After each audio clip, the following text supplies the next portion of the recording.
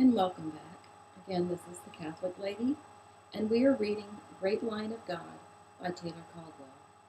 The book was written in 1970 and is out of print at this time.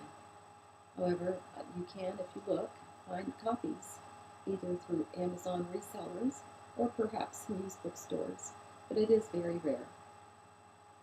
So we'll begin now with Chapter 16, Part 2.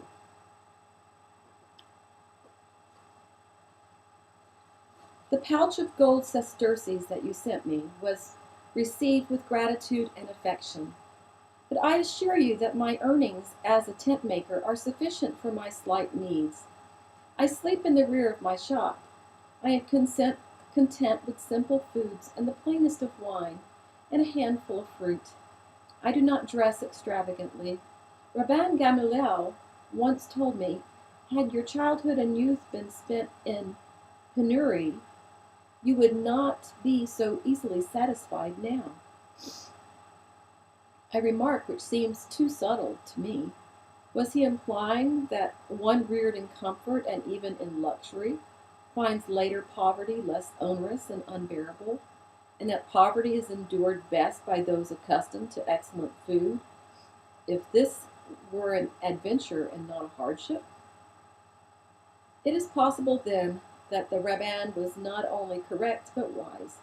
I dine sometimes at his house, and I must confess that I enjoy his table, though it is simpler than that of Joseph of Arimathea, even if Joseph is not half so rich. Do not upbraid me. I gave the sesterces for the relief of the poor. Joseph of Arimathea distributes grain and meat and wine and cloth to the destitute, and they are legion in Jerusalem in spite of the wealth of the city, and of thousands of its inhabitants, just before the Sabbath. What these unfortunate ones now receive in the temple, Purius, is a disgrace to the name of charity, and for charity, too, has fallen on cynical days.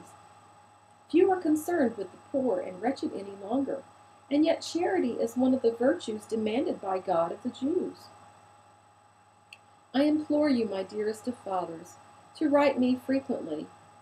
There are things in my heart of which I cannot speak, for always that which was closest to me was the most inarticulate for my tongue. Words cannot encompass the soul.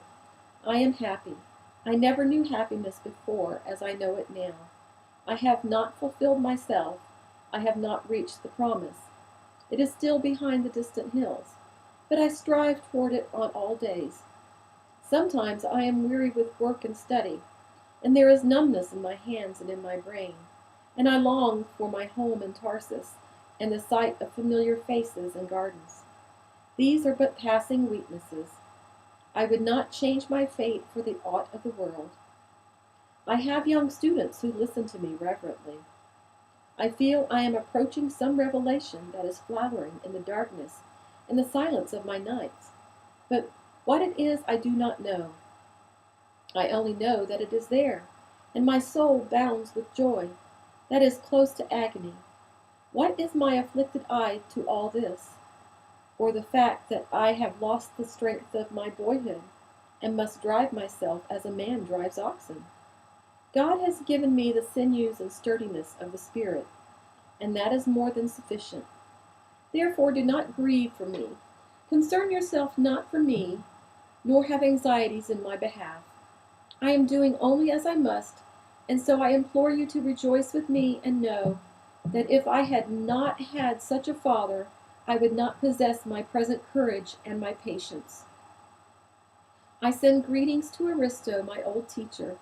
I pray he is not robbing you when he sells you the produce of his vineyards and his groves. Keep me in the treasure of your prayers, and know that I keep you in mind. When you next visit my mother's grave, take a rose for me, your son, Saul. The handsome car, with its fine 4 black stallions, rode out of Jerusalem at dawn, and Saul ben Hillel and Joseph of Arimathea sat on red velvet cushions, tasseled and fringed with gold. The driver was a great Nubian with a splendid face and arrayed like a barbaric king, For Joseph indulged his servants with love and respect for their foibles and desires. Another servant held a wide umbrella of silk over the heads of the passengers, though it was not yet dawn, and the dew lay on grasses and gardens in the city, and the sky was as black as the Nubian space, and struck with throbbing stars. The Roman soldiers at the Damascus gate knew Joseph well and honored him, and were grateful for the small pouches of sesterces which he always brought for them. "They are good and simple and childlike boys, these young soldiers," he said to Saul. "They are proud of Rome. Once Rome was to be deeply honored, when she was a republic, and worthy of any civilized man's respect. For never had so great a nation been founded on so great and noble principles, though admittedly built on a fratricide. Her Bill of Man's Rights, propounded by her founding fathers, notably Cincinnatus, has never been equaled, no, not even by the Code of Hammurabi, and not even by our Moses. But her constitution is inevitably eroded by ambitious and wicked and lustful men, in whom patriotism had long died, and who saw their nation not as a colossus of freedom in the world and light to the nations, but an arena in which they could gain prizes and eventually crown themselves. It is true, as Aristotle has said, alas, republics decline into democracies, and democracies degenerate into despotisms. Yet the republics have the potentialities for immortality. If they retain their masculinity and do not become feminine democracies. Forgive me, I love the vision of the Roman Republic, ruled by just and honorable men. I weep that she has become a female empire, lascivious, cruel, bloodthirsty, terrible, powerful with evil, an oppressor and an enslaver. But that is the history of nations who first forgot God, and then honor, and then virtue." He sighed. "These boys at the gates are not to be held accountable. They believe the lies they've been told by their government." When will people not believe the lies of their government? If that day arrives, surely the Messianic age is at hand, and a theocracy emerges. A few years before, Saul would have expressed his loathing for Rome in execrations, but now he listened, even with still some dubiousness. He knew his cousin's husband well, the noble Aulus Platonius, and Aulus's son, Titus Milo Platonius, and he loved and respected them, and visited their house and dined with Aulus and Hannah Bas Judah. His rage remained for Rome, but not for the individual Roman, who was as helpless as he in the golden fist of empire. But more even than Rome herself, he hated the traitors and collaborators among his own people, who pressed their knees on the prostrate necks of their kinsmen. Empires lived for loot and conquest, but the betrayers of Israel lived only for their pleasure. True it was that little Israel could never have resisted Rome, but it was not necessary that the suave Sadducees and the scribes and the merchants should eagerly fawn on the conqueror and assist him in degrading a helpless little people and robbing them of their sustenance and torturing them with despair.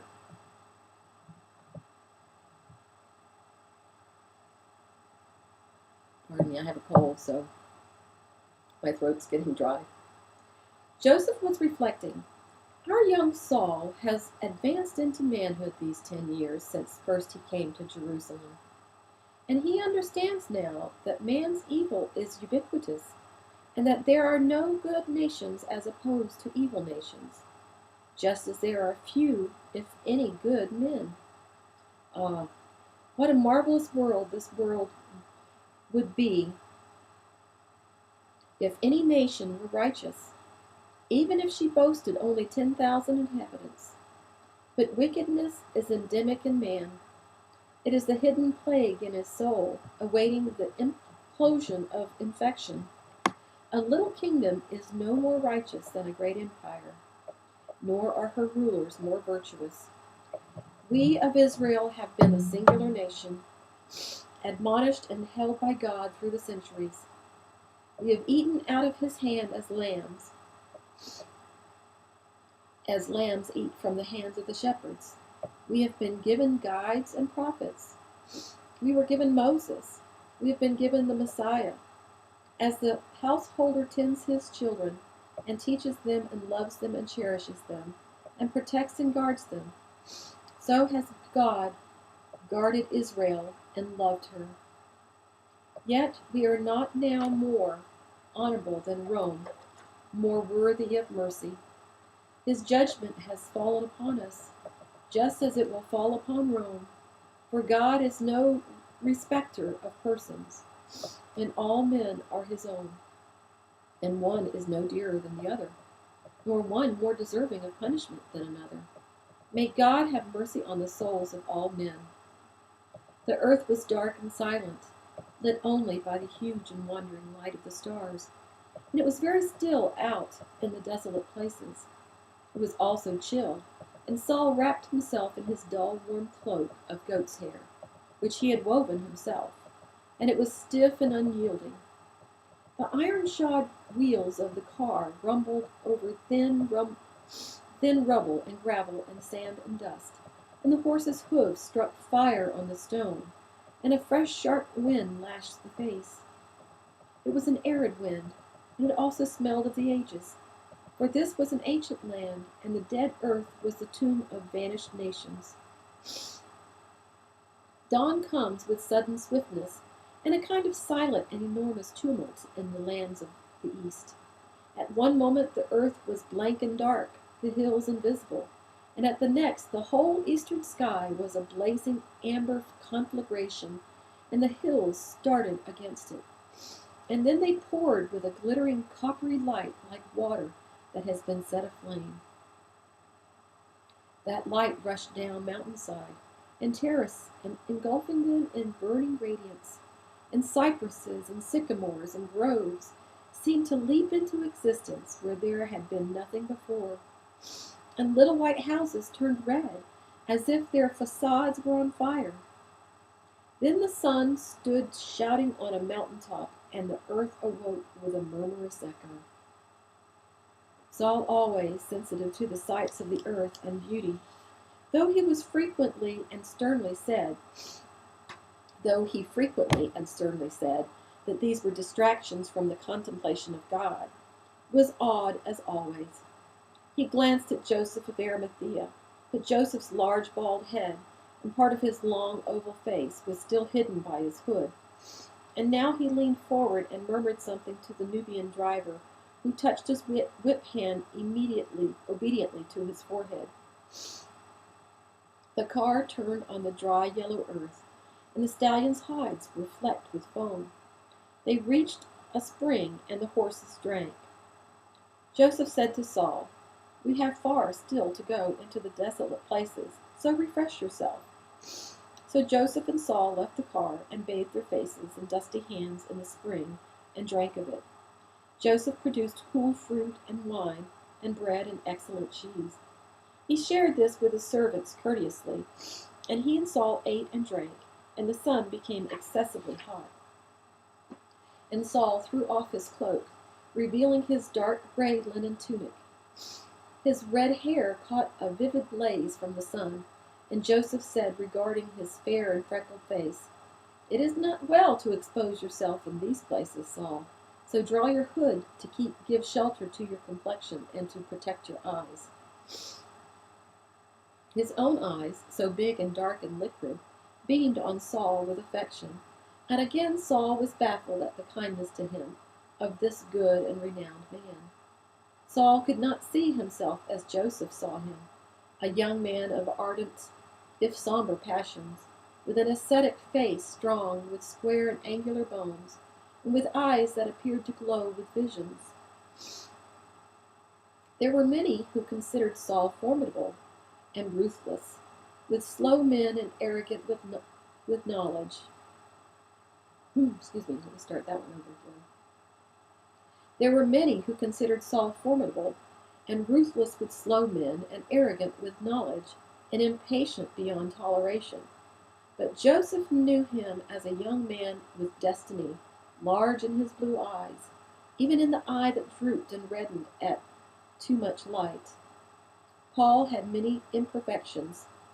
He was unable to endure fools gladly, as Solomon had suggested, and he had no patience for weakness and fragility of character and compliance, and that effeminate gentleness which many of the Sadducees and the scribes cultivated as part of their civilized lives.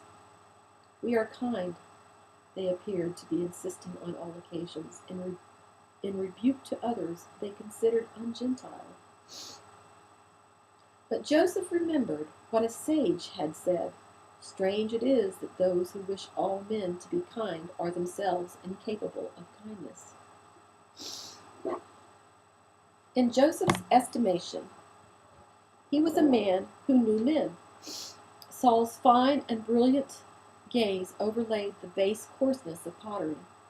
They were not virtues which would endear him to many, but rather arouse their contempt, their hatred, their uneasiness, and their hostility. He was incapable of the gentlest of hypocrisies, or the slightest of deviousnesses, and he spoke bluntly and roughly and offended many, often to his own bewilderment, for he still retained some of his younger delusion, that men preferred truth to lies and candor to guile.